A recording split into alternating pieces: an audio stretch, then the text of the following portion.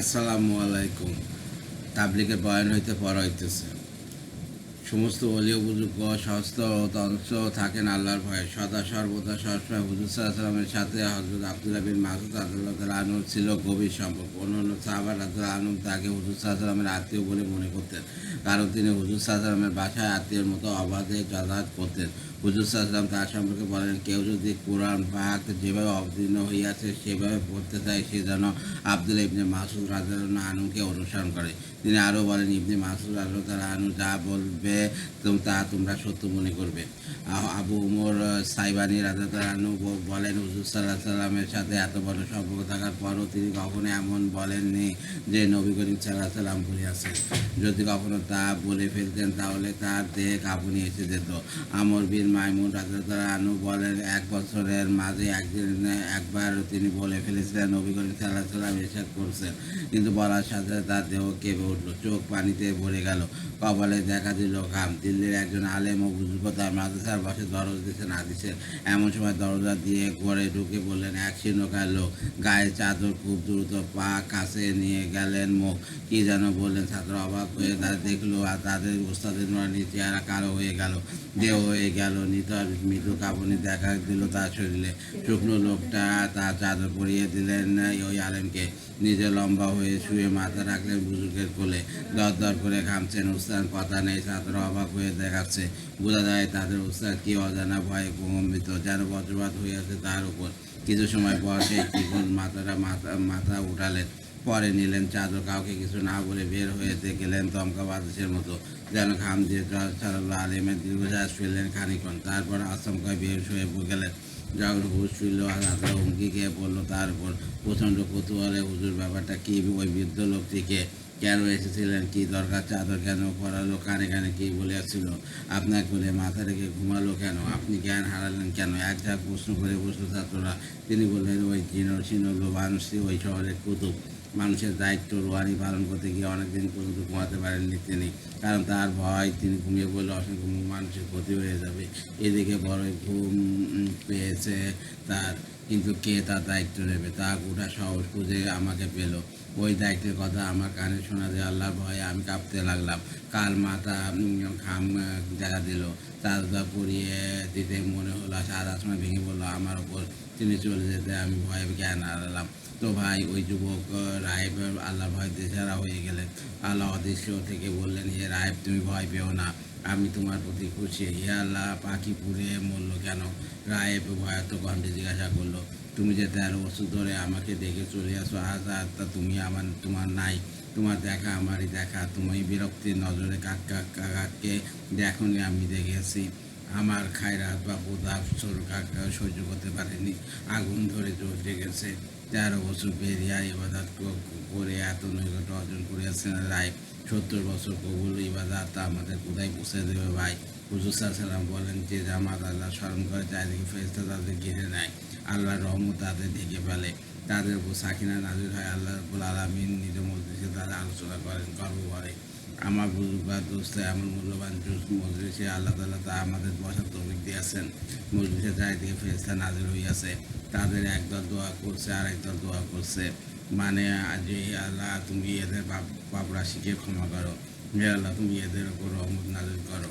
আল্লাহ তাআলা দুই দল ফেরেশতার দোয়াকে কবুল করে নেন, কারণ তারা নিজ পাবে। এমন সময় আকাশ থেকে আওয়াজ আসে, এ অমুকের পুত্র অমুক, আল্লাহ তাআলা তোমার গুনাহ মাফ করে দিয়েছে। শুধু তাই নয়, তোমার গুনাহকে বদলে দিয়েছে পুণ্য দিয়ে। হুজুর পাক সাল্লাল্লাহু আলাইহি সাল্লাম বলেন, যারা আল্লাহ স্মরণের জন্য জড়ো হয় এবং তাদের উদ্দেশ্য একমাত্র আল্লাহ তাআলাকে রাজি করা, তখন আসমান থেকে একজন ফেরেশতা ঘোষণা করে, তোমাদের ক্ষমা করা হইয়াছে আর তোমাদের গুনাহকে বদলে দেওয়া হয়েছে নেকি দিয়ে। কালামে পাকে আল্লাহ পাক বলেন, কাজে ওদের পাপগুলো পুণ্যে বদলে দিলেন আল্লাহ তাআলা। আল্লাহ ক্ষমাশীল দয়ালু। দুই, দয়ালু আল্লাহ, তিনি চান তার বান্দাকে মাফ করতে, মুক্তি দিতে, মাফ দিতে আর মুক্তি পেতে বান্দার কাজ শুধু আত্মসমর্পণ পুরোপুরি। হযরত ইবনে আনাস রাদিয়াল্লাহু আনহু বলেন, একবার দিন জিবরাইল আমিন হুজুর সাল্লাল্লাহু আলাইহি ওয়াসাল্লামের কাছে এলেন। সেদিন তিনি সাল্লাল্লাহু আলাইহি ওয়াসাল্লামের খুব মন খারাপ করেছিলেন। জিবরাইল বললেন, আল্লাহ তাআলা আপনাকে সালাম পাঠিয়েছেন আর জিজ্ঞাসা করেছেন আপনার কী কষ্ট। হুজুর সাল্লাল্লাহু আলাইহি ওয়াসাল্লাম বলেন, ভাই জিবরাইল আমিন, রোজ কাশফের দিন আমার উম্মতের কী হবে এই চিন্তা অস্থির আছে। জিবরাইল আমিন বনি সালামা গোত্রের একটি কবরস্থানে নিয়ে গেলেন হুজুর সাল্লাল্লাহু আলাইহি ওয়াসাল্লামকে। একটি কবরে পাকা দিয়ে আঘাত করে বললেন, আল্লাহর আদেশে ওঠো। সাথে সাথে দাঁড়িয়ে গেল 110 লোক। তার মুখে উচ্চারিত হলো, নিজের জায়গায় চলে যাও। আবার আদেশ করেন জিবরাইল আমিন, হে আল্লাহর নবী সাল্লাল্লাহু আলাইহি সাল্লাম। জিবরাইল আমিন বললেন, যেভাবে যার মৃত্যু হবে ঠিক তেমনি সে কিয়ামতের দিন উঠবে। ভাই, আমরা জানি না কবে আমরা মরবো, কিভাবে মরবো, মৃত্যুর সময় কি কালেমা আমরা পড়তে পারবো। আল্লাহ তাআলা বলেন, আপনি কি জানেন না যে আল্লাহ পাক কি সুন্দর উপমা দিয়েছেন? কালেমা দায় বাজানো একটি বৃক্ষ, পবিত্র বৃক্ষ, যার শিকড় জমিনের ভেতর আর শাখা পোশাকা উঠে গেছে আকাশের ওপর। আপন প্রভুর আদেশের যে সে ফল দিচ্ছে প্রতিপালকে। আল্লাহ তাআলা উপমা দিয়ে এই জন্য দিয়েছেন যেন মানুষ বুঝতে পারে। আর খবিজ কালেমা বা কালেমা উপরের উপমা একটি বীজ বৃক্ষ, যাকে উপরে ফেলা হইয়াছে জমিনের উপর, আর জমিনের মাঝে তার কোনো শিকড়ও নেই। হযরত ইবনে আব্বাস সাধারণত বলেন, কালেমা তাইবার মানে কালেমা শাহাদাত, আশহাদু আল্লা ইলাহা ইল্লাল্লাহ, যার শিকড় মুমিনের মনে, আর তার শাখা পোশাকা আকাশ পর্যন্ত, যার জন্য মুমিনের আমল আকাশ পর্যন্ত পৌঁছে যায়। কালেমা এক উপলক্ষ বিষয় হচ্ছে শিরক, যা বৃক্ষের মতো। সব গুনাহ তার থেকে সৃষ্টি হয়। তো কালেমার হাকিকত আমাদের আমলকে পৌঁছে দেয় আকাশ পর্যন্ত। হাকিকত কি? মাত্র 24টি অক্ষরের ও সাথে মিলিত শব্দের তৈরি এই কালেমাটি ব্যাপক অর্থবোধক ও তাৎপর্যপূর্ণ। এই কালেমার ব্যাখ্যার মাঝে রয়েছে পৃথিবীর সব সমস্যার সমাধান। এই কালেমার যাত্রা শুরু হলো মানব মনের সবচেয়ে জরুরি প্রশ্নের উত্তরের মাধ্যমে। তা হচ্ছে, প্রভুত্ব কার, মানুষের না আল্লাহর? এটা এমন এক প্রশ্ন যার সাথে ভাষা, জন্মগত ধর্ম, গোত্র, বর্ণ, দেশ ও কালের সম্পর্ক ছিল না। এর সম্পর্ক ছিল ইনসানিয়াত ও বা মানবতার। এই কালেমার অগাধ অংশ, 4টি গভীর জ্ঞান ও 4টি চাওয়া। লা ইলাহা ইল্লাল্লাহ, নাই কোনো উপাস্য। তার মানে গোটা জগতে যা কিছু বস্তু, তার সব রকম ক্ষমতাকে অস্বীকার করা। সৃষ্ট বস্তু থেকে কিছু হওয়া, দেখা, বোঝা সবই ভুল, ধোঁকা। এটা একটি অংশ, এটি একটি গভীর জ্ঞান। আর এর চাওয়া হচ্ছে, যেহেতু সৃষ্টি বস্তু কিছু করতে পারে না, তাই আমি সৃষ্টি ঘোষণা করব না, তার প্রশংসা করব না, তার থেকে কিছু হয় বিশ্বাস করব না, তার থেকে ভক্তি শ্রদ্ধা রাখবো না, নত হব না কখনো। সৃষ্টির কারণে আল্লাহর অবাধ্য হব না। আমি সৃষ্টি বস্তু বাদন থেকে সম্পূর্ণ স্বাধীন মুক্ত। আমি না আমেরিকার, না রাশিয়ার, না ইউরোপ বা চীন, জাপানের। আমি আমার অফিসারের নই, এই এলাকার কমিশনারের নই কোনো ক্ষমতাধর ব্যবসায়ী। আমি স্বাধীন। আল্লাহ তাআলা এই উপস্থিত বৌদ্ধ সামনে কালেবাগের পাতায় পাতায় রয়েছে বর্ণনা। ইলা শব্দটি এসেছে কমপক্ষে 80 বার। ইলাহান হয়ে এসেছে 17 বার। ইলাহাকা 2 বার। ইলাহাকুম 10 বার। ইলাহুনা 1 বার। ইলাহাতুন 2 বার। ইলাহাতিন 18 বার। ইলাহাতিকা 1 বার। ইলাহাতিকুম 4 বার। ইলাহাতিনা 8 বার। ইলাহাতিকুম 2 বার। ইলাহাতি 1 বার। সব মিলে প্রায় 144 বার। বা আল্লাহ তাআলা বলেন, যখন তিনি নিজ ছেলেদের বললেন, তোমরা আমার পর কিসের ইবাদত করবে? তারা বলল, আমরা তারই ইবাদত করব, আপনি ও আপনার পুরুষ ইব্রাহিম, ইসমাইল ও ইসাক যার ঘোষণা করে আছেন। এই আলোচনা করে আছেন সূরা বাকারা 133 আয়াতে। এই একই সূরার 162 আয়াতে বলেন, আর তিনি তোমাদের উপাস্য, যিনি একমাত্র মাহবুব, তিনি ছাড়া অন্য কেউ উপাস্য নেই, তিনি পরম দয়ালু ও করুণাময়। একই সূরার 163 আয়াতে বলেন, নিশ্চয় আসমান সমূহ, জমিন, দিন ও রাতের আসা যাওয়া, যা সাগরে যা চলছে মানুষের জন্য লাভজনক সামগ্রী নিয়ে, আর পানি যা আল্লাহ তাআলা আকাশ থেকে বর্ষণ করেন। তারপর সতেজ করেন মাটিকে, সব ধরনের প্রাণীগুলো ছড়িয়ে দিয়েছে সেই জমিনে। বায়ুর পরিবর্তন আর মেঘের মাঝে যা আকাশ ও মাটির মাঝামাঝি বন্দী থাকে, এইসব তার সৃষ্টির প্রমাণ, যা জানে শুধু জ্ঞানীরা। সূরা আল ইমরানের 2 আয়াতে বলেছেন, আল্লাহ এমন যে তিনি ছাড়া উপাস্য হিসেবে আর কেউ নেই, তিনি চিরত চিরঞ্জীব। একই সূরার 5 আয়াত, নিশ্চয়ই আল্লাহর কাছে এমন কোনো বিষয় নেই যা মাটি ও আকাশে রয়েছে।